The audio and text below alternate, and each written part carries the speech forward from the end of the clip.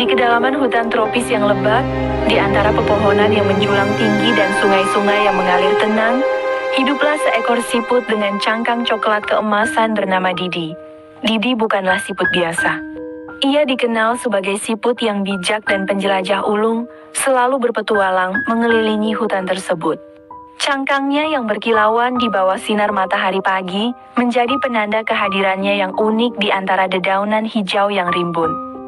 Suatu hari saat Didi asyik merayap di antara semak-semak yang hijau dan rindang, ia bertemu dengan seekor kelinci berwarna coklat bernama Lulu. Lulu terlihat sangat ketakutan. Bulu-bulunya berdiri tegak, matanya melotot ketakutan. Didi, dengan langkahnya yang lambat namun pasti, mendekat dan bertanya dengan lembut. "Lulu, ada apa? Mengapa kau terlihat begitu ketakutan?" Lulu terengah-engah menceritakan kisahnya. Aku baru saja melihat Rangga. Harimau itu raja hutan. Dia sedang mengintai seekor kerbau di kedalaman hutan. Aku takut, sangat takut dia akan memangsa aku juga." Lulu gemetar hebat. Tubuhnya masih bergetar karena ketakutan. Didi mendengarkan dengan sabar. Ia mengenal Rangga, harimau besar yang berkuasa di hutan itu. Namun, Didi tahu bahwa Rangga bukanlah harimau yang kejam dan suka memangsa hewan lain dengan semena-mena. Rangga, menurut Didi, lebih banyak menghabiskan waktu untuk bersantai di bawah sinar matahari, berjemur di tepi sungai, atau sekadar menikmati pemandangan hutan yang indah. Memangsa hewan lain hanyalah sebatas keperluan hidupnya untuk makan, bukan untuk kesenangan atau kekejaman. Didi merasa heran mendengar cerita Lulu. Ia menyadari bahwa tidak semua hewan di kedalaman hutan itu memiliki akal yang cermat.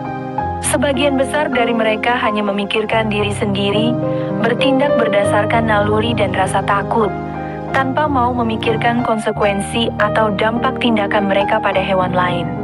Lulu, misalnya, hanya terpaku pada ketakutannya akan Rangga, tanpa mencoba memahami situasi sebenarnya. "Lulu," kata Didi dengan bijaksana, "Rangga memang kuat, tetapi ia bukanlah makhluk yang jahat. Ketakutanmu itu berlebihan. Rangga hanya berburu untuk bertahan hidup. Ia tidak akan sembarangan memangsa hewan lain." Didi kemudian menjelaskan kepada Lulu tentang pentingnya berpikir jernih dan tidak terburu-buru mengambil kesimpulan.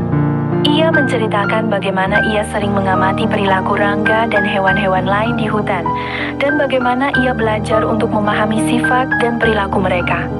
Didi berbagi pengalamannya, bagaimana ia menghadapi berbagai tantangan di hutan dengan akal dan kesabarannya. Setelah mendengar penjelasan Didi, Lulu mulai tenang. Ia menyadari bahwa ketakutannya telah membutakan pikirannya. Ia berterima kasih kepada Didi atas nasihat bijaknya. Bersama-sama, mereka melanjutkan perjalanan mereka. Didi merayap dengan lambat. Lulu melompat-lompat dengan lebih ringan. Ketakutannya telah berkurang. Mereka berdua belajar sesuatu yang berharga hari itu, bahwa kebijaksanaan dan pemahaman lebih kuat daripada ketakutan dan prasangka.